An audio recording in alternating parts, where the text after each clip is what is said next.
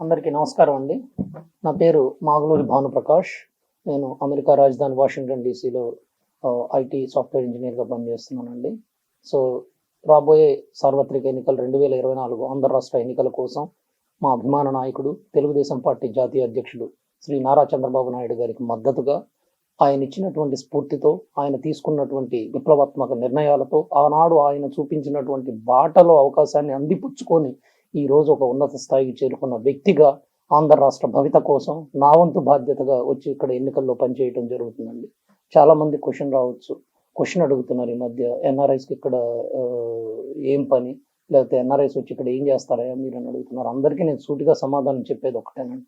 మీరు ఒక విషయం గమనించాలి. ఈరోజు ఎన్ఆర్ఐ అనేవాడు చిన్నప్పటి నుంచి కష్టాలు పడి చదువుకొని అమెరికా లాంటి దేశాలకు వెళ్ళి, లేకపోతే ఆస్ట్రేలియా కానివ్వండి, మిడిల్ ఈస్ట్ కానివ్వండి, ఎన్నో కంట్రీస్కి వెళ్ళి వాళ్ళు ఎంతో కష్టపడి వాళ్ళు సంపాదించిన కష్టార్జితంతో ఈరోజు మా మాతృభూమికి, మా జన్మభూమికి ఎంతో చేయాలని ఎన్నో సర్వీస్ యాక్టివిటీస్ ఈరోజు చేస్తున్నారు. ప్రపంచ ఐటీ వేదికపై, ప్రపంచ ఎన్నో రంగాల్లో వేదికపై తెలుగువాడు ఈరోజు తన సత్తా చాటుతున్నాడు. 1982 మార్చి 28 న్యూ ఎమ్మెల్యే క్వార్టర్స్ హైదరాబాద్లో ఏ నినాదంతో అయితే అన్నగారు ఆ రోజు పార్టీని స్థాపించారో, తెలుగుదేశం పిలుస్తోంది రా కదలిరా, సమాజమే దేవాలయం బ్రదర్, ప్రజలే దేవుళ్ళు అన్న ఆ మహనీయుడు పిలుపు మీదకు అందుకొని ఎందరో విద్యావంతులు ఈరోజు నాయకులుగా ఎదిగారు. మీరు ఒక్కసారి హిస్టరీ గమనిస్తే ఈరోజు తెలంగాణను పరిపాలిస్తున్నటువంటి యనమల రేవంత్ రెడ్డి గారు కానివ్వండి, అలాగే గతంలో చంద్రశేఖరరావు గారు కానివ్వండి, వీళ్ళంతా కూడా తెలుగుదేశం పార్టీ స్కూల్లో చదువుకున్న సుశిక్షితులైన సైనికులు, విద్యార్థులు అని వినమ్రంగా తెలియజేసుకుంటున్నాం. ఈరోజు రాష్ట్ర పరిస్థితి చూస్తే చాలా బాధేస్తుందండి. ఎంతోమంది విద్యార్థులను కలవటం జరిగింది. మాది ఒక కుగ్రామం. మా గ్రామానికి వెళ్ళి చూస్తే కూడా పరిస్థితి చూస్తే పథకాలు ఇస్తున్నారనే ఒక సాకుతో ఈరోజు ప్రజల నడ్డి విరగొడుతున్నారు, చెత్త మీద పన్ను ఇస్తున్నారు. అన్నిటికంటే దారుణమైన విషయం ఏంటంటే ఈరోజు అన్ని ముఖ్య పట్టణాల కాలేజీల్లో కూడా గంజాయి విచ్చలవిడిగా దొరుకుతుంది. మన ఇంట్లో ఆడపిల్ల పెళ్లి చేయాలంటేనే 36 విషయాలు ఆలోచించే మన కుర్రాడిని, మన ఇంట్లో పిల్లోడిని చదువుకి గుంటూరు, రాజమండ్రి లేకపోతే విశాఖపట్నం పంపిస్తా, ఆ కాలేజీలో గంజాయి దొరుకుతుందన్న నిజాన్ని తల్లిదండ్రులు ఎలా జీర్ణించుకోవాలని నేను ఈరోజు ప్రశ్నిస్తున్నాను. ఎన్నో విషయాలు, ఆఖరికి అన్ని వర్గాల మీద కక్షపూరితంగా మాకు ఎదురొస్తే మమ్మల్ని ప్రశ్నిస్తే కేసులు పెట్టడం, తెలుగుదేశం పార్టీకి సపోర్ట్ చేస్తే వాళ్ళ మీద కక్షపూరితంగా వ్యవహరించడం. నేను ఒక క్వశ్చన్ అడుగుతున్నానండి.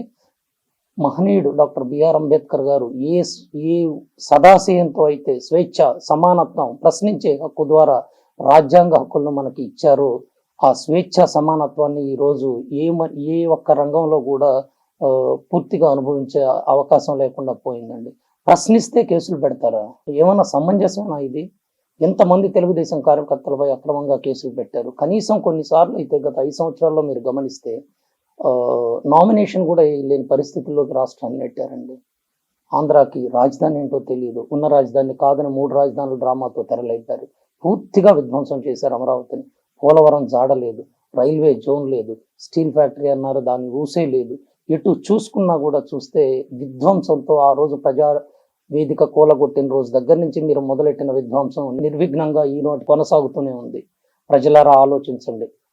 ఒక ఎన్ఆర్ఐగా నేనే కాదు, ఎంతో మంది ఎన్ఆర్ఐలు ఈరోజు రాష్ట్రం మీద బాధ్యతతో మా వంతు కర్తవ్యంగా ఆనాడు చంద్రబాబు నాయుడు గారు 20 సంవత్సరాల క్రితమే విజన్ 2020తో ఏ కలగన్నాడు, ఎంత శ్రమించాడో, ఒక దార్శనికుడు, నిత్య శ్రామికుడు, నిరంతర కృషి వలుడైనటువంటి చంద్రబాబు నాయుడు గారు మన రాష్ట్ర భవిత కోసం, మన బిడ్డల భవిత కోసం ఆనాడు ఎంతో శ్రమించి కట్టిన హైటెక్ సిటీ కానివ్వండి, ఇచ్చినటువంటి స్ఫూర్తి కానివ్వండి, ఈరోజు హైదరాబాద్లో నిర్విఘ్నంగా, నిరాఘాటంగా కొనసాగుతుంది. ఒక్కసారి హైదరాబాద్ వెళ్ళి చూడండి.